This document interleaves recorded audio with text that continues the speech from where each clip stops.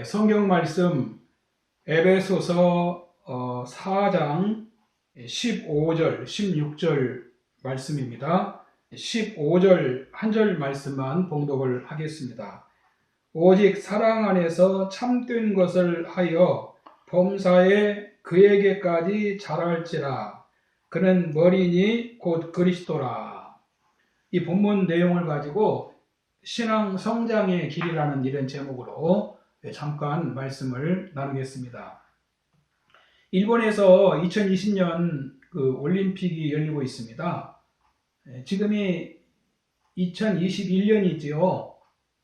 그런데 2021년 올림픽이라고 하지 않고 2020년도를 쓰고 올림픽을 하고 있습니다. 코로나로 한 해를 연기를 했는데 코로나 확산세는 꺾이지 않았습니다. 그렇다고 또 올림픽을 안 할 수도 없고, 그래서 무관중으로 경기를 하고 있습니다. 각국의 선수들은 1년을 더 연습하느라 고생을 많이 했을 겁니다. 세계 각국의 선수들이 자국의 대표가 되어 국제 무대에 선다는 것은 쉬운 일이 아닐 것입니다. 엄청난 수고와 노력과 고통이 따랐을 것입니다. 일반인과는 비교할 수 없는 피나는 훈련과 연습이 있었겠지요. 어느 분야에서든지 우리가 살아가는 일에는 성장하고 발전하기 위해서 이렇게 땀 흘리며 수고를 합니다. 성장 발전이 없으면 더 나은 세계를 향해서 나아갈 수가 없기 때문입니다. 그런데 여러분, 우리가 필히 성장해야 하는 것 중에 하나가 신앙입니다. 우리의 신앙도 성장을 해야 합니다. 우리 성도가 할 일이 많이 있겠지만은 주님을 믿는 믿음도 성장해 가야 한다는 것입니다. 나 자신은 물론 다음 세대를 위해서, 우리 자녀 세대를 위해서 우리는 믿음을 지키고 신앙을 키워 나가야 합니다. 믿음이 없으면 아무 소망이 없는 것입니다. 은평구 쪽에 은평 제1교회라고 있습니다. 은평 제1교회가 지난 주일에 의료진들이 입는 방역복 있지요. 한 공간에서 19명만 예배를 드리라고 하니까 하나님께 예배 드리는 일을 중단할 수 없고 인원을 제한할 수 없다고 해서 아이디어를 냈습니다. 교회에서 단체로 방역복을 구입해서 성도들이 그 방역복을 입고 예배를 드렸다고 합니다. 주일날 하나님께 예배 드리는 일을 어떻게 변경할 수 있느냐는 겁니다. 어떻게 빼먹을 수 있느냐는 겁니다. 그래서 하얀 우주복 같은 것을 입고 하나님께 예배 드리는 그런 그림을 보았습니다. 여러분, 우리 모두 주일날 하나님께 예배 드리는 일을 위해서 기도해야 됩니다. 지금 우리가 예배 못 드리는 일에 대해서 탄식하고 그리고 마음이 괴로워야 합니다.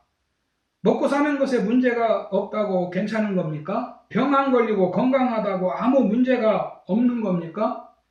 신앙생활을 정상적으로 지금 못하고 있으면 이게 큰 문제입니다. 이 보통 문제가 아닙니다.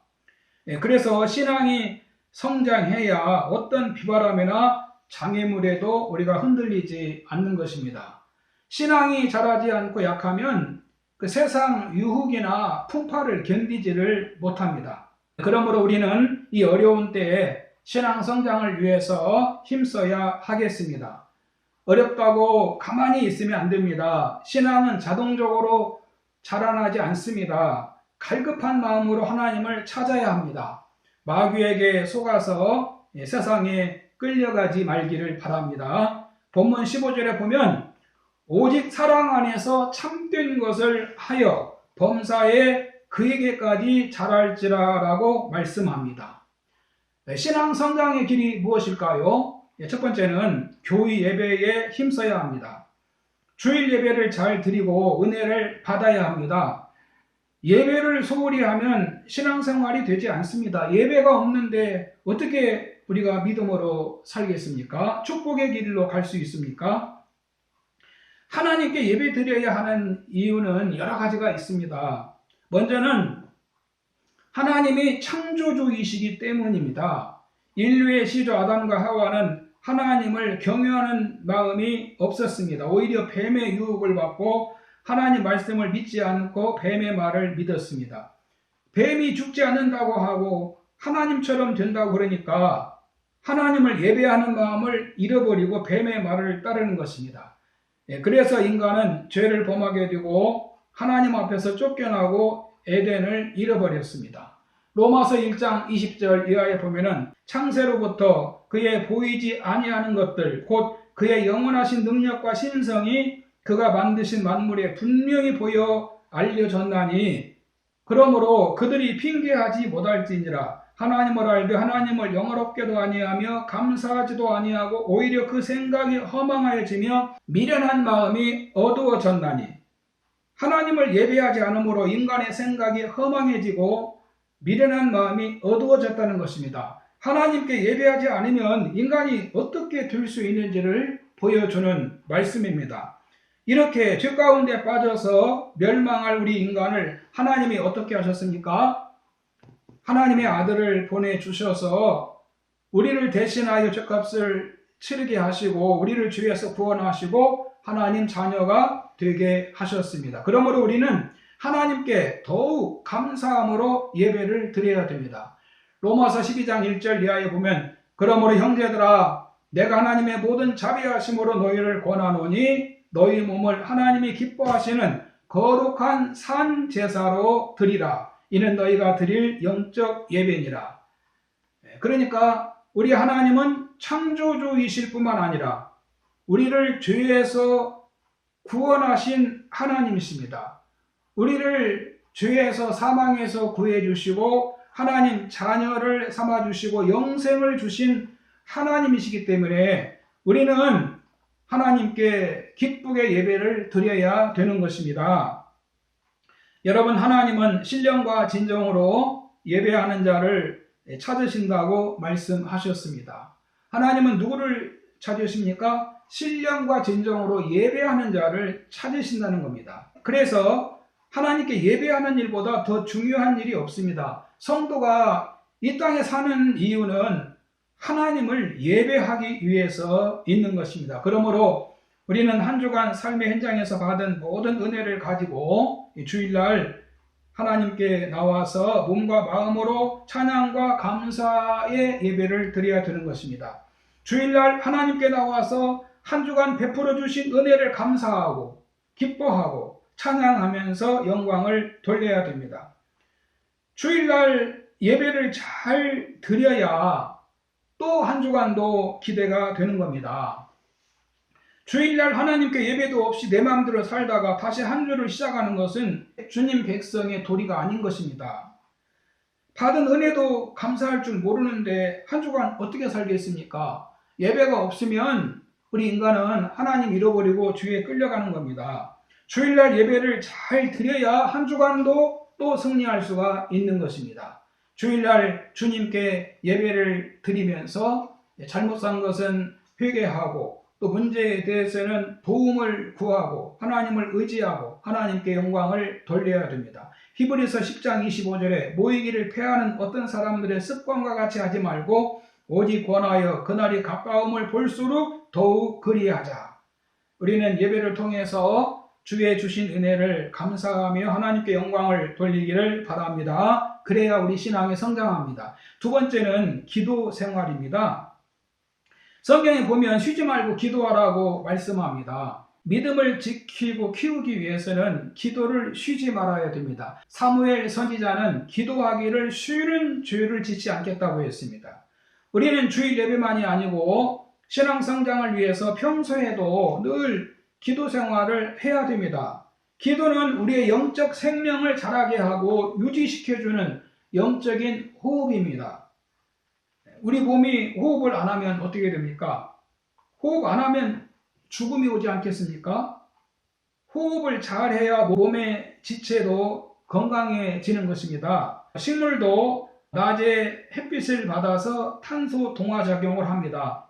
식물이 공기 중에 이산화탄소와 흡수한 물로 잎의 엽록체 안에서 그 빛 에너지를 이용해서 탄수화물을 만드는 광합성 작용을 한다는 겁니다.